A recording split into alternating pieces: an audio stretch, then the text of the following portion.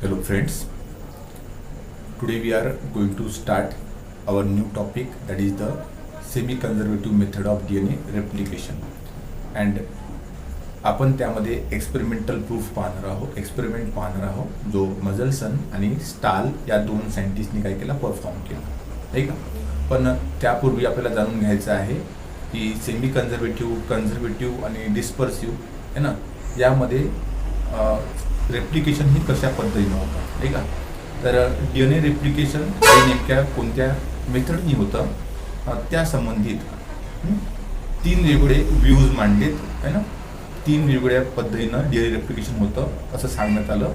त्यामधली पहिली मेथड होती conservative method of DNA replication, आणि सेकंड होती semi conservative method of DNA replication, आणि थर्ड होती डिस्पर्सिव्ह मेथड ऑफ DNA रेप्लिकेशन, नाही का. तर सुरुवातीला आपण या तिन्ही मेथडबद्दल जाणून घेऊ आणि नंतर मग सेमी कन्झर्वेटिव्ह मेथड थ्रूच DNA रेप्लिकेशन होतं त्या संबंधित एक्सपेरिमेंटल प्रूफ स्टडी करू, नाही का. तर चला पाहू आपण. सगळ्यात आधी तुम्हाला दिलेलं आहे बघा, डायग्रामॅटिक रिप्रेझेंटेशन दिलेलं आहे. डायग्राम थ्रू आपण जाणून घेणार आहोत की semi conservative method, conservative method आणि डिस्पर्सिव्ह मेथड म्हणजे नेमकी कशी आहे, नेमकी काय आहे, ठीक आहे ना. तर तुम्हाला डायग्राममध्ये दिसते सेमी कन्झर्वेटिव्ह मेथडमध्ये बघा पॅरेंट DNA दिलेला आहे रेड कलरचा, बरोबर नाही का. आणि जो न्यूली सिंथेसाइज स्ट्रँड किंवा DNA तयार होतो तो फेंट पिंक कलरचा आहे, दिसतो का तुम्हाला. बघा सगळ्यात आधी सेमी कन्झर्वेटिव्ह मेथड दिलेली आहे, त्यामध्ये एक पॅरेंटल स्ट्रँड राहते आणि त्या पॅरेंटल स्ट्रँडवरती नवीन स्ट्रँड तयार झालेली तुम्हाला बघायला मिळते, नाही का. एक काय आहे, पॅरेंटल स्ट्रँड आहे आणि त्यावरती एक नवीन स्ट्रँड काय होते, कन्स्ट्रक्ट होते. याला आपण काय म्हणतो, सेमी कन्झर्वेटिव्ह मेथड म्हणतो DNA रेप्लिकेशनची. समजलं तुम्हाला सेमी कन्झर्वेटिव्ह मेथड आहे ना, the method in which there is a one parental strand and on which the newly constructed strand or new daughter strand is synthesized. Such a method of DNA replication is called as semi-conservative method. म्हणजे अशी method की ज्यामध्ये एक strand parental राहते आणि दुसरी जी राहते ती डॉटर स्ट्रँड राहते, न्यूली कन्स्ट्रक्टेड स्ट्रँड राहते, तिला आपण काय म्हणतो, सेमी कन्झर्वेटिव्ह मेथड म्हणतो DNA रेप्लिकेशन, नाही का. त्यानंतर सेकंड मेथड दिलेली आहे कन्झर्वेटिव्ह मेथड. कन्झर्वेटिव्ह मेथडमध्ये बघा parental DNA as it is राहतो आणि दोन्ही स्ट्रँड पॅरेंटच्या आहे ना ॲज इट इज असतात, आणि नवीन डॉटर DNA मॉलिक्यूल जो तयार होतो त्याच्या दोन्ही स्ट्रँड जे असतात त्या नवीन नसतात.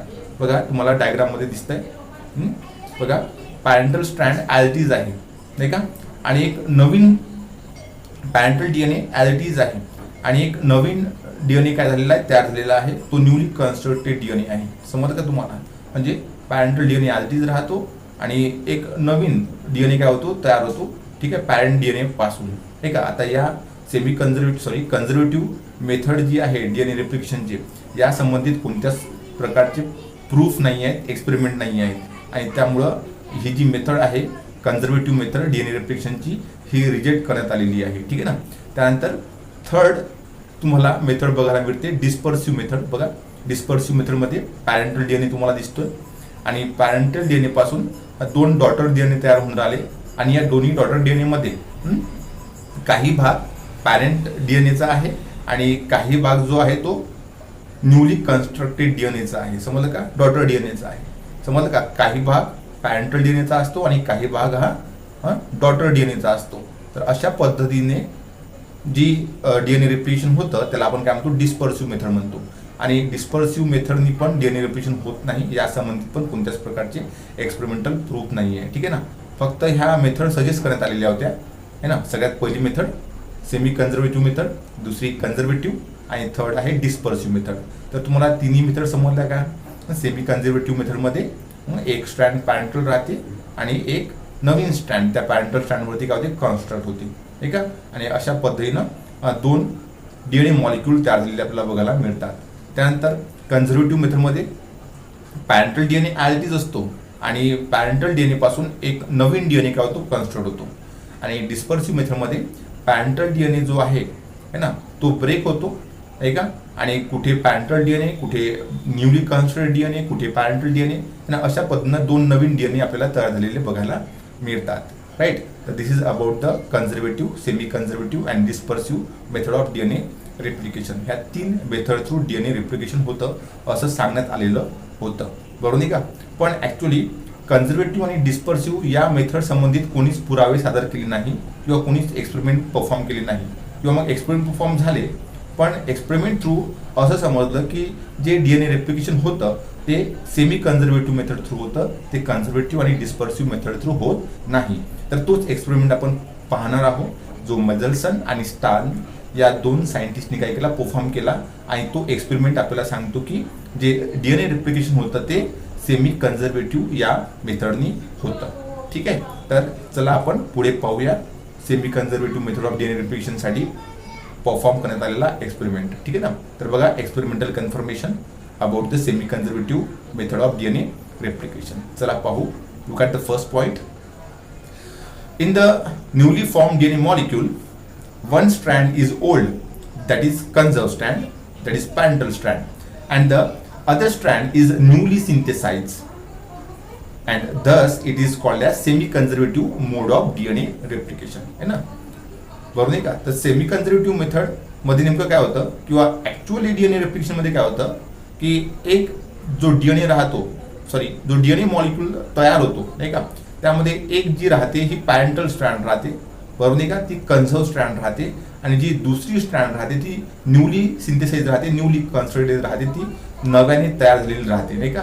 आणि म्हणून आपण म्हणतो की हे जे DNA रेप्लिकेशन आहे हे कसं आहे, सेमी कन्झर्वेटिव्ह मेथडचं आहे, किंवा मग सेमी कन्झर्वेटिव्ह मोडनी DNA रेप्लिकेशन झालेलं आहे नाही का. It is experimentally prove by Matthew Meselson and Franklin Stahl in 1958 by using equilibrium density gradient centrifugation technique. समजलं का तुम्हाला. ही जी मेथड आहे सेमी कन्झर्वेटिव्ह रेप्लिकेशनची नाही का, तर या संबंधित एक्सपेरिमेंटल प्रूफ सगळ्यात पहिल्यांदा 2 सायंटिस्टनी प्रेझेंट केले नाही का. 2 सायंटिस्टनी एक्सपेरिमेंट परफॉर्म केला आणि त्यांनी सांगितलं की सेमी कन्झर्वेटिव्ह मेथड थ्रू काय होतं, DNA रेप्लिकेशन होतं नाही का, हो किंवा नाही. तर पहिला सायंटिस्ट आहे मॅथ्यू मेजल्सन आणि दुसरा आहे फ्रँकलिन स्टाल. या दोघांनी 1958 मध्ये एक एक्सपेरिमेंट परफॉर्म केला नाही का. आणि त्या एक्सपेरिमेंटमध्ये त्यांनी एक टेक्निक यूज केली होती, equilibrium density gradient centrifugation technique. Equilibrium density gradient centrifugation technique. आणि या टेक्निकचा वापर करून त्यांनी एक्सपेरिमेंटली प्रूव्ह केलं की जे DNA रेप्लिकेशन होतं ते सेमी कन्झर्वेटिव्ह मेथडनी होतं. ठीक आहे ना. तर आपल्याला हा एक्सपेरिमेंट काय करायचा आहे, स्टडी करायचा आहे. तर पाहूया आपण पुढं. Mendelssohn and Stahl in 1958 performed an experiment to prove the semi-conservative method of DNA replication. DNA replication हे semi-conservative मेथडनी होतं ना. हे प्रूफ करण्यासाठी मेजल्सन आणि स्टाल या दोघांनी 1958 मध्ये काय केलं, एक एक्सपेरिमेंट परफॉर्म केला नाही का. They cultured bacteria E coli. In his experiment त्यांनी त्यांच्या एक्सपेरिमेंटमध्ये काय केलंय, ई कोलाई नावाच्या बॅक्टेरियाला कल्चर केलं. तुम्हाला माहिती आहे ई कोलाई, एस्चर्शिया कोलाई नाही का, कॉमन बॅक्टेरियम आहे नेहमी है ना. एक्सपेरिमेंटमध्ये आपण काय करतो, याचा वापर करतो, पाहतो आपण याला. ठीक आहे. तर Meselson and Stahl they cultured bacteria E coli in the medium that containing the normal nitrogen, that is light nitrogen, that is the nitrogen which having the atomic mass 14 right. त्यांनी ई कोलाई या बॅक्टेरियाला काय केलं, culture केलं. पण अशा nutrient मीडियमवरती त्यांनी culture केलं ज्या न्यूट्रिएंट मीडियममध्ये काय आहे, नायट्रोजन 14 आहे नाही का, म्हणजे नॉर्मल नायट्रोजन आहे, 14 ॲटॉमिक मास असणारा नायट्रोजन आहे. ठीक आहे. Then he obtain equilibrium density gradient band by using the 6 molar caesium chloride. 6 molar caesium क्लोराईडचा वापर केला आणि इक्विलिब्रियम डेन्सिटी ग्रेडियंट बँड मिळवला त्यांनी. आणि कुठे मिळवला, टेस्ट ट्यूबमध्ये मिळवला राईट. अँड देन हे दे actually recorded the position of this band. नंतर त्यांनी काय केलं, त्या बँडची पोझिशन रेकॉर्ड केली. समजलं का. त्यांनी सेंट्रिफ्युगेशन टेक्निक परफॉर्म केली. नेमकं काय केलं, ई कोलाई बॅक्टेरियाला कल्चर केलं आणि कल्चर करण्यासाठी त्यांनी ज्या न्यूट्रिएंट मीडियमचा वापर केला होता त्या न्यूट्रिएंट मीडियममध्ये त्यांनी N14 टाकला. N14 म्हणजे 14 ॲटॉमिक मास असणारा नायट्रोजन त्यांनी ऍड केला कशामध्ये, न्यूट्रिएंट मीडियममध्ये. आणि नंतर त्या न्यूट्रिएंट मीडियमवरती काय केलं, ई कोलायला कल्चर केलं. ठीक आहे. नंतर ते ई कोलाय त्यांनी आयसोलेट केले आणि आयसोलेट केल्यानंतर त्या इकोलाय मधला डीएनए त्यांनी एक्स्ट्रॅक्ट केला, डीएनए आयसोलेट केला. समजलं का? नंतर त्या डीएनएला एका टेस्ट ट्यूबमध्ये टाकले, ज्यामध्ये मीडियम होतं आणि मीडियममध्ये 6 मोलर सिझियम क्लोराईड होता. 6 मोलर सिझियम क्लोराईड असणाऱ्या मीडियममध्ये त्या डीएनएला टाकलं आणि नंतर त्या टेस्ट ट्यूबला त्यांनी काय केलं, सेंट्रीफ्यूज केलं, नाही का? हो किंवा नाही? आणि त्यानंतर या डीएनएचा एक बँड तयार झाला है ना. हे सगळे डीएनए जे आहेत त्या टेस्ट ट्यूबमध्ये एकाच ठिकाणी काय आले, अरेंज झाले, एकाच ठिकाणी आले है ना. आणि तिथे त्या डीएनएचा काय झाला, एक बँड तयार झाला, नाही का? तर त्या बँडची पोझिशन टेस्ट ट्यूबमध्ये नेमकी कुठे आहे ते त्यांनी काय केली, रेकॉर्ड केली. समजले तुम्हाला? Then look at the next point of the Michelson and Stark experiment. Then look at the third step. E. coli cell were then transferred to the N15 medium, means the medium that contain the heavy isotope of nitrogen, right, and allowed to replicate for several generation. नंतर त्यांनी third step मध्ये काय केलं, जे E. coli bacterium होते नाही का, त्या E. coli बॅक्टेरियमला अशा कल्चर मीडियम मध्ये ट्रान्सफर केलं, ज्या कल्चर मीडियम मध्ये त्यांनी काय केलं होतं, हेवी आयसोटोप टाकला होता. कशाचा? नायट्रोजनचा है ना. नायट्रोजनचा हेवी आयसोटोप असणाऱ्या मीडियम मध्ये त्यांनी काय केलं, E. coli कल्चर केलं नेक्स्ट स्टेप मध्ये. त्यानंतर मग पुन्हा ते काही जनरेशन पर्यंत कल्चर केल्यानंतर त्या E. coli त्यांनी काय केलं, बाहेर काढलं आणि नंतर त्यामधला डीएनए आयसोलेट केला आणि नंतर त्या डीएनएला टेस्ट ट्यूब मध्ये टाकलं आणि अशा टेस्ट ट्यूब मध्ये टाकलं की ज्यामध्ये काय आहे, 6 मोलर सिझियम क्लोराईड आहे आणि नंतर सेंट्रीफ्यूज परफॉर्म केलं, नाही का, सेंट्रीफ्यूज केलं त्याला, नाही का. Then at the equilibrium point density gradient band was obtain है ना. नंतर सेंट्रीफ्यूज केल्यानंतर बरोबर नाही का, इक्विलिब्रियम पॉइंटला डेन्सिटी ग्रेडियंट बँड त्यांना मिळाला है ना, हो किंवा नाही. आणि नंतर त्यांनी काय केलं, त्या बँडची पोझिशन रेकॉर्ड केली. समजलं का तुम्हाला नेमकं काय होऊन राहिलं तर, नाही का? सगळ्यात पहिल्या स्टेपमध्ये त्यांनी काय केलं, जे E. coli बॅक्टेरियम होते त्यांना कल्चर केलं न्यूट्रियम मीडियमवरती है ना. ज्या न्यूट्रियम मीडियममध्ये काय होता, नॉर्मल नायट्रोजन प्रेझेंट होता, म्हणजे असा नायट्रोजन प्रेझेंट होता की ज्यामध्ये काय होतं, त्याचा ॲटॉमिक मास हे 14 होतं, नाही का. आणि नंतर मग त्या सेलला त्यांनी बाहेर काढलं, त्यामधला डीएनए आयसोलेट केला आणि नंतर त्या डीएनएला सेंट्रीफ्यूज केलं, नाही का. त्या डीएनएला टेस्ट ट्यूबमध्ये टाकलं, ज्यामध्ये काय 6 मोलर सिझियम क्लोराईड आहे आणि नंतर सेंट्रीफ्यूज केलं. सेंट्रीफ्यूज केल्यानंतर त्यांना त्या डीएनएचा काय मिळाला, बँड मिळाला, नाही का, हो किंवा नाही. तर त्या बँडची पोझिशन त्यांनी काय केली, रेकॉर्ड केली, ठीक आहे. तर तिथे त्यांना इक्विलिब्रियम डेन्सिटी ग्रेडियंट बँड मिळाला, त्या बँडची पोझिशन त्यांनी काय केली, रेकॉर्ड केली.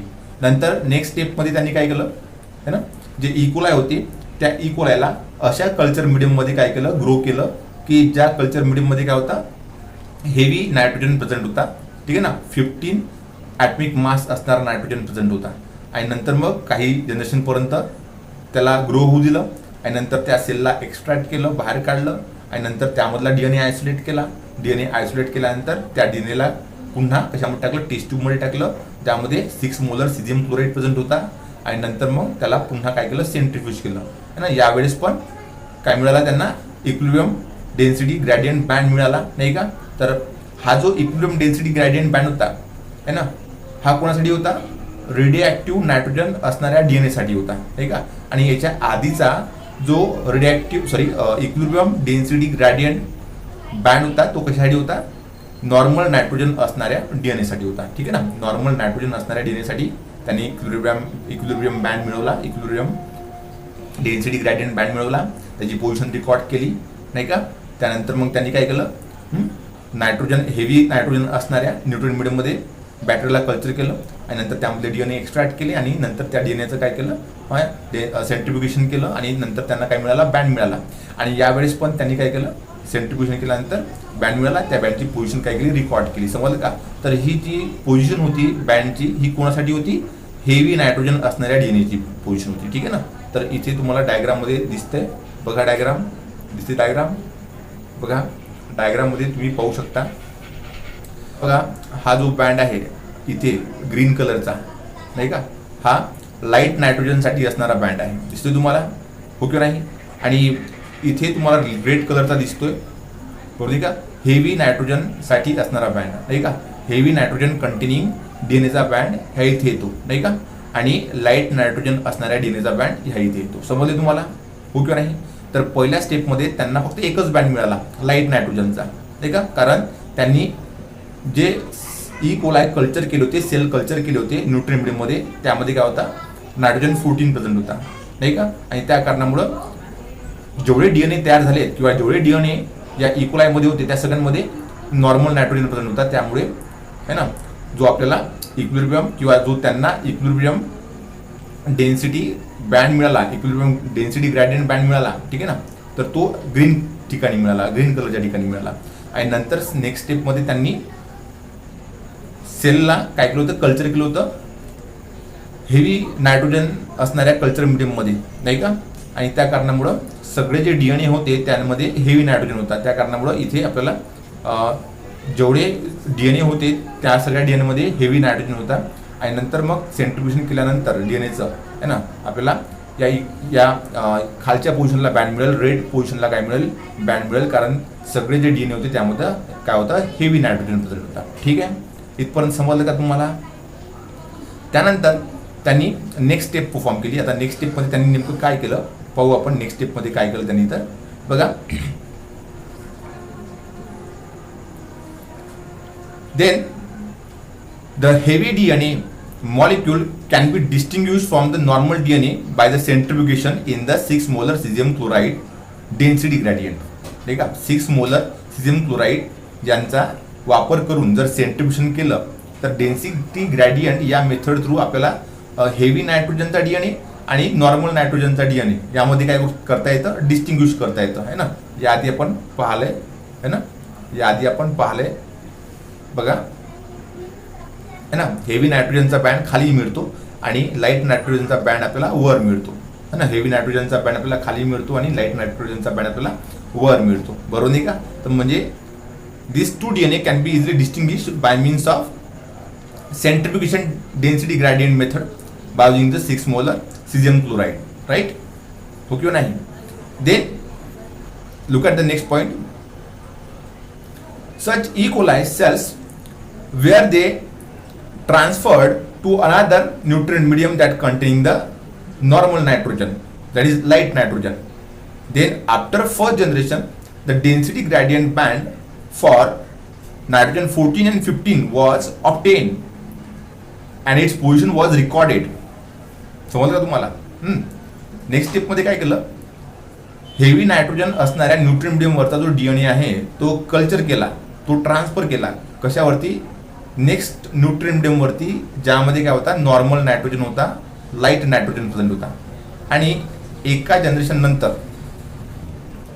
नंतर ते सेल्स काय केले, एक्सट्रॅक्ट केले. एका जनरेशन नंतर त्या सेलला एक्सट्रॅक्ट केलं, त्यांचा DNA आयसोलेट केला आणि नंतर त्यांचं सेंट्रिफ्युगेशन केलं आणि डेन्सिटी ग्रॅडियंट बँड मिळवला, नाही का. हा डेन्सिटी ग्रॅडियंट बँड कोणासाठी होता, नायट्रोजन 14 आणि नायट्रोजन 15 साठी होता. समजलं का. कारण बघा, जे सेल्स त्यांनी घेतले त्या सेल्समध्ये हेवी नायट्रोजन प्रेझेंट होता, नाही का. कारण थर्ड स्टेपमध्ये त्यांनी काय केलं होतं, हेवी नायट्रोजन है ना, हेवी नायट्रोजन असणाऱ्या मीडियममध्ये सेलला कल्चर केलं होतं. हेवी नायट्रोजन असणाऱ्या मीडियममध्ये सेलला काय केलं होतं, कल्चर केलं होतं. त्यामुळे त्या सेल्समध्ये सगळे जे DNA होते ते हेवी नायट्रोजन असणारे होते, नाही का. तर हे हेवी नायट्रोजन असणारे DNA ज्या सेल्समध्ये प्रेझेंट होते त्या सेल्सला नेक्स्ट स्टेपमध्ये कल्चर केलं अशा न्यूट्रिएंट मीडियममध्ये, ज्या न्यूट्रिएंट मीडियममध्ये काय आहे, नॉर्मल नायट्रोजन प्रेझेंट आहे, नाही का. त्यानंतर एक जनरेशन होऊ दिली आणि एक जनरेशन नंतर त्यांनी सेल्सला पुन्हा काय केलं, एक्सट्रॅक्ट केलं, त्यांच्यामधला DNA आयसोलेट केला. आता या DNA मध्ये काय आहे, हेवी नायट्रोजन आणि नॉर्मल नायट्रोजन दोन्ही प्रेझेंट आहे. समजलं का तुम्हाला. कारण ज्यांचे पॅरेंटल DNA जे आहेत, पॅरेंटल DNA मध्ये काय होता, हेवी नायट्रोजन होता आणि नवीन न्यूट्रिएंट मीडियममध्ये त्यांनी नॉर्मल नायट्रोजन प्रोव्हाइड केला. त्या कारणामुळं नेक्स्ट जनरेशनमध्ये, फर्स्ट जनरेशनमध्ये असे DNA तयार होईल की ज्यामध्ये काय राहील, हेवी नायट्रोजन पण राहील आणि लाईट नायट्रोजन पण राहील. समजलं का. तर या नॉर्मल नायट्रोजनसाठी आणि हेवी नायट्रोजनसाठी आहे ना, त्यांनी काय केला, बँड रिकॉर्ड केला. बँडचं जी पोझिशन आहे ती रिकॉर्ड केली. ते बघा, पोझिशन रिकॉर्ड केल्यानंतर नेमकी पोझिशन बघा इथे तुम्हाला दिसते. बघा, पोझिशन रिकॉर्ड केली आहे ना, आणि पोझिशनमध्ये तुम्हाला दिसते बघा, हा जो बँड तुम्हाला दिसून राहिला आहे ना, हा नॉर्मल नायट्रोजन आणि हेवी नायट्रोजन या दोघांचा बँड आहे, हायब्रिड बँड आहे. समजलं का, हो किंवा नाही. हेवी नायट्रोजनचा बँड खाली येतो, रेड कलरचा आहे.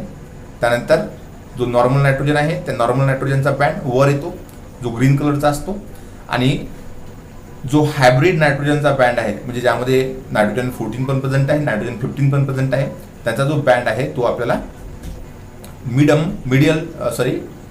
मधात बघायला मिळतो, म्हणजे मीडियम पोझिशनला बघायला मिळतो. तो वरी नसतो, खाली नसतो, तो मधात असतो. समजते तुम्हाला? तर यामध्ये काही डिफिकल्टी आहे का?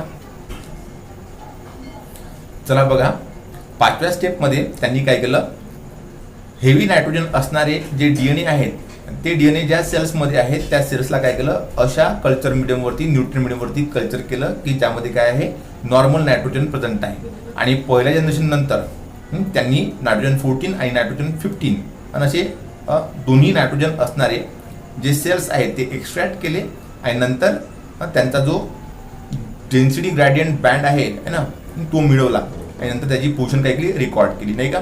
त्यानंतर सेकंड जनरेशन नंतर पुन्हा त्यांनी काय केले, सेल्सला एक्स्ट्रॅक्ट केलं आणि त्यांचे DNA आयसोलेट केले, आणि नंतर मग त्यांनी काय केलं, डेन्सिटी ग्रॅडियंट बँड जो आहे तो पुन्हा मिळविला. तर या केसमध्ये आता या स्टेपमध्ये सेकंड जनरेशन नंतर है ना, जे त्यांनी सेल्स एक्स्ट्रॅक्ट केले होते, त्यांचे DNA आयसोलेट केले होते, त्या DNAचे त्यांना 2 बँड मिळाले. ठीक आहे, 2 density gradient band were obtain, है ना. एक बँड त्यांना हायब्रिडच्या पोझिशनला मिळाला, म्हणजे नायट्रोजन 14 आणि नायट्रोजन 15 या पोझिशनला मिळाला, आणि जो दुसरा बँड आहे तो त्यांना नॉर्मलच्या पोझिशनला मिळाला, म्हणजे नायट्रोजन 14च्या पोझिशनला मिळाला. समजलं का? Then the position of the band after 2 generation clearly prove that DNA replication is of semi conservative method, नाही का. जे 2 बँड त्यांना मिळाले सेकंड जनरेशन नंतर, जे 2 बँड त्यांना मिळाले है ना, त्यावरून क्लिअरली समजतं की जे DNA रेप्लिकेशन होतं ते सेमी कन्झर्वेटिव्ह मेथडनी होतं. समजलं का? आता ते कसं काय आपल्याला समजतं की DNA रेप्लिकेशन सेमी कन्झर्वेटिव्ह मेथडनी होतं, तर आपण डायग्रामॅटिक रिप्रेझेंटेशन पाहू. चला पहा, सगळ्यात पहिल्या स्टेपमध्ये सेल्सला अशा कल्चर मीडियमवरती ग्रो केलं होतं की ज्यामध्ये काय आहे, नायट्रोजन 14 प्रेझेंट आहे, नाही का. त्यानंतर त्यांना आयसोलेट केलं, एक्स्ट्रॅक्ट केलं, त्यामधला DNA आयसोलेट केला, आणि नंतर त्या DNAचं सेंट्रिफ्युगेशन केलं, बँड मिळाला. बँड कुठे मिळाला, खालच्या पोझिशनला मिळाला, ग्रीन पोझिशनला मिळाला ना, जिथे ग्रीन बँड आहे ना त्या ठिकाणी मिळाला. त्यानंतर नेक्स्ट स्टेपमध्ये त्यांनी काय केलं, हेवी नायट्रोजन असणाऱ्या कल्चर मीडियमवरती इकोलायला ग्रो केलं, नाही का. आणि नंतर मग त्यांना काय केलं, एक्स्ट्रॅक्ट केलं, त्यामधला DNA आयसोलेट केला, आणि नंतर त्या DNAचं पण पुन्हा सेंट्रिफ्युगेशन केलं, है ना. यावेळेस पण बँड मिळाला, पण बँड कुठे मिळाला, लोअर पोझिशनला मिळाला. इथे दिसते तुम्हाला रेड पोझिशनला बँड मिळाला, नाही का. हो किंवा नाही? नंतर हे जे इकोलाय सेल्स आहेत ज्यामध्ये नायट्रोजन 15 प्रेझेंट होता, हे जे इकोलाय सेल्स आहेत ज्यांच्या DNA मध्ये नायट्रोजन 15 प्रेझेंट होता, त्यांना काय केलं, कल्चर केलं अशा न्यूट्रिएंट मीडियममध्ये ज्यामध्ये काय आहे, नायट्रोजन 14 प्रेझेंट आहे. ठीक आहे. आता सेल्सला जो नायट्रोजन मिळून राहिला तो नायट्रोजन 14 आहे, नॉर्मल नायट्रोजन आहे, नाही का. त्यामुळे सेल्सनी काय केलं, त्यांचे दोन्ही स्ट्रँड सेपरेट केल्या, आणि त्या दोन्ही स्ट्रँडवरती नवीन स्ट्रँड काय केल्या, कन्स्ट्रक्ट केल्या. समजलं का?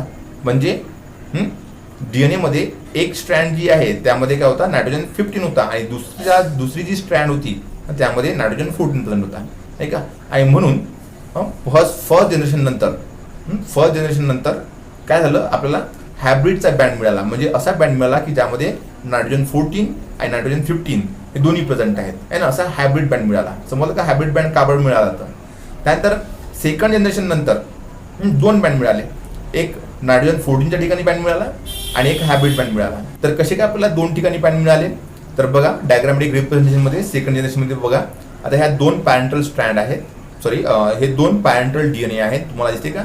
आता या दोन्ही पॅरेंटल DNAचे ज्या स्ट्रँड्स आहेत त्या सेपरेट होतात. समजलं का? हो किंवा नाही? दोन्ही पॅरेंटल DNAच्या स्ट्रँड सेपरेट होतात, म्हणजे 4 स्ट्रँड तयार होतात. 2 ग्रीन कलरच्या स्ट्रँड तयार होतात आणि 2 रेड कलरच्या स्ट्रँड तयार होतात. रेड कलरच्या स्ट्रँड म्हणजे असा DNAचा स्ट्रँड की ज्यामध्ये काय आहे, नायट्रोजन 15 प्रेझेंट आहे, आणि ग्रीन कलरच्या स्ट्रँड म्हणजे काय, अशा स्ट्रँड की ज्यामध्ये काय, नायट्रोजन 14 प्रेझेंट आहे, नाही का.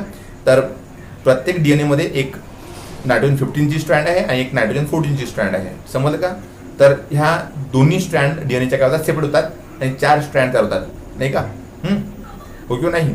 तर 2 रेड कलरच्या स्ट्रँड आणि 2 ग्रीन कलरच्या स्ट्रँड, आणि नंतर त्या प्रत्येक स्ट्रँडवरती नवीन स्ट्रँड तयार होते. पण नवीन स्ट्रँड आहे ना जी तयार होते त्यामध्ये कोणता असतो, नायट्रोजन 14 प्रेझेंट असतो, कारण न्यूट्रिएंट मीडियम कल्चर मीडियम जो यूज केलेला आहे न्यूट्रन मीडियम किंवा कल्चर मीडियम जो यूज केलेला आहे त्यामध्ये काय आहे, नायट्रोजन 14% आहे का. त्यामुळे जी ग्रीन कलरची स्ट्रँड आहे तिच्यावरती पण ग्रीन कलरची स्ट्रँड तयार होते आणि जी रेड कलरची स्ट्रँड आहे तिच्यावरती पण रेड कलरची स्ट्रँड होते तयार, बरोबर नाही का. म्हणजे 50% ठीक आहे अशा स्ट्रँड तयार होतात की ज्यामध्ये काय आहे, नॉर्मल नायट्रोजन प्रेझेंट आहे, नायट्रोजन 14% आहे नाही का. आणि 50% अशा स्ट्रँड तयार होतात की त्याच्या 50% असे DNA तयार होतात की त्यांच्यामध्ये काय आहे, एक स्ट्रँड नॉर्मल नायट्रोजनची आहे आणि एक स्ट्रँड ही हेवी नायट्रोजनची आहे. समजलं का, हो किंवा नाही. आणि त्यामुळे जेव्हा आपण सेकंड जनरेशन नंतर है ना सेलला एक्स्ट्रॅक्ट करून त्यांचा DNA आयसोलेट करतो आणि नंतर मग त्यांचं काय करतो, सेंट्रिफ्युगेशन करतो है ना, तेव्हा आपल्याला काय मिळतं है ना, एक स्ट्रँड है ना कुठे मिळते, नॉर्मल नायट्रोजनच्या ठिकाणी मिळते, बरोबर नाही का. कारण नॉर्मल नॉर्मल नायट्रोजन असणारे DNA आपल्याला बघायला मिळतात 50%, आणि 50% असे DNA असतात की ज्यामध्ये एक स्ट्रँड हेवी नायट्रोजनची असते आणि एक स्ट्रँड नॉर्मल नायट्रोजनची असते. त्यामुळे आपल्याला आणखी एक बँड बघायला मिळतो, तो कुठे, हायब्रिडच्या ठिकाणी मिळतो नाही का. जिथे नायट्रोजन 14 आणि नायट्रोजन 15चा बँड मिळाला होता तिथे आपल्याला आणखी एक बँड मिळतो. समजलं का, हो किंवा नाही. तर अशा पद्धतीनं 2 बँड मिळतात, एक लाईट नायट्रोजनच्या ठिकाणी आणि एक हायब्रिड नायट्रोजनच्या ठिकाणी. सेकंड जनरेशन नंतर यावरून कन्फर्म होतं की DNA रेप्लिकेशन जे होतं ते सेमी कन्झर्वेटिव्ह मेथडनी होतं. समजलं का. जर हे DNA रेप्लिकेशन डिस्पर्सिव्ह किंवा कन्झर्वेटिव्ह मेथडनी झालं असतं तर नेमकं कसे रिझल्ट मिळाले असते एक्सपेरिमेंटचे बघा. तर इथे दिसते तुम्हाला, जर DNA रेप्लिकेशन हे जर कन्झर्वेटिव्ह मेथडनी झालं असतं तर 2 बँड मिळाले असते नाही का. कन्झर्वेटिव्ह मेथड म्हणजे माहिती आहे तुम्हाला, old DNA strand, parent DNA strand जी राहते, पॅरेंट DNA ॲज इज राहतो आणि त्या पॅरेंट DNA पासून नवीन DNA तयार होतो ज्याच्यात दोन्ही स्ट्रँड काय असतात, नवीन असतात नाही का. आणि त्यामुळे पहिल्या जनरेशन नंतर है ना आपल्याला काय मिळेल, पॅरेंटल DNAचा एक बँड मिळेल आणि एक न्यूली कन्स्ट्रक्टेड DNAचा एक बँड मिळेल, 2 बँड मिळेल, बरोबर नाही का. आणि सेकंड जनरेशन मध्ये पण आपल्याला 2 बँड मिळेल नाही का. पण असे 2 बँड मिळाले का आपल्याला फर्स्ट जनरेशन नंतर, नाही, फर्स्ट जनरेशन नंतर आपल्याला एकच बँड मिळाला आणि तो कोणाचा होता, हायब्रिडचा होता, बरोबर नाही का, हो किंवा नाही. आणि सेकंड जनरेशन नंतर फर्स्ट जनरेशन नंतर सेकंड जनरेशनला आपल्याला 2 बँड मिळाले, बरोबर नाही का, हो किंवा नाही. एक कशाचा होता, एक हायब्रिडचा होता आणि एक नॉर्मलचा होता, बरोबर नाही का, हो किंवा नाही. जर हेवीचा बँड मिळाला असता फर्स्ट जनरेशन नंतर किंवा मग सेकंड जनरेशन नंतर तर आपण म्हटलं असतं कन्झर्वेटिव्ह मेथडनी DNA रेप्लिकेशन झालेलं आहे. पण इथे कन्झर्वेटिव्ह मेथडनी DNA रेप्लिकेशन होत नाही का. जर DNA रेप्लिकेशन हे डिस्पर्सिव्ह मेथडनी झालं असतं तर नेमकं कसे बँड मिळाले असते बघा. डिस्पर्सिव्ह मेथडमध्ये म्हणजे तुम्हाला माहिती आहे नेमकं काय होतं है ना, जो पॅरेंटल DNA आहे तो ब्रेक होतो आणि त्या पॅरेंटल DNA वरती किंवा त्या पॅरेंटल DNAच्या मधात नवीन DNA काय होतो, कन्स्ट्रक्ट होतो. म्हणजे कुठे पॅरेंटल DNA असतो, कुठे न्यूली कन्स्ट्रक्टेड DNA असतो, बरोबर नाही का, हो किंवा नाही. तर जेव्हा या हेवी नायट्रोजन असणाऱ्या सेलला आपण काय करतो, कल्चर करतो न्यूट्रन मीडियम वरती नाही का. आणि जर डिस्पर्सिव्ह मेथडने DNA रेप्लिकेशन जर झालं असतं तर आपल्याला हायब्रिडचा बँड मिळाला असता फर्स्ट जनरेशन नंतर, आणि नंतर सेकंड जनरेशन नंतर आपल्याला हायब्रिडचा पण बँड मिळाला नसता आणि हेवीचा पण बँड मिळाला नसता. आपल्याला कुठला बँड मिळाला असता, आपल्याला लाईटचा बँड मिळाला असता. म्हणजे लाईट आणि हायब्रिड या दोघांच्या मध्ये बँड मिळाला असता जर डिस्पर्सिव्ह मेथडनी जर DNA रेप्लिकेशन झालं असतं तर नाही का, ओके नाही. आणि सेमी कन्झर्वेटिव्ह मेथड थ्रू जर DNA रिफ्लेक्शन झालं तर नेमके कसे बँड मिळतात, तर पहिला जनरेशन नंतर आपल्याला हायब्रिड बँड मिळतो नाही का, आणि सेकंड जनरेशन नंतर एक हायब्रिडचा बँड आणि दुसरा मग आपल्याला लाईटचा बँड मिळतो नाही का. आणि ॲक्च्युली जे एक्सपेरिमेंट फॉर्म केले त्या एक्सपेरिमेंटमध्ये पण एक हायब्रिडचा बँड आणि एक लाईट बँड आपल्याला बघायला मिळतो. त्यावरून कन्फर्म होतं की जे DNA रिफ्लेक्शन होतं ते सेमी कन्झर्वेटिव्ह मेथडनी होतं. ठीक आहे, तर तुम्हाला एक्सपेरिमेंट समजला का. This is the experimental proof that show that the DNA replication takes place by means of semi conservative method नाही का, हो किंवा नाही. तर आय होप तुम्हाला semi conservative method of DNA replication इथे समजली असेल. ठीक आहे ना, सगळ्यांना समजली ना, काही डिफिकल्टी आहे का या मेथडमध्ये. हां, तर आज आपण एवढंच पाहू. ठीक आहे, आणि पुढचा जो पार्ट आहे पुढे आपण प्रोटीन सिंथेसिस पाहणार आहोत आहे का, तर तो आपण नेक्स्ट व्हिडिओमध्ये पाहू. ठीक आहे, तर इथे आपण थांबू. Thank you, have a nice day.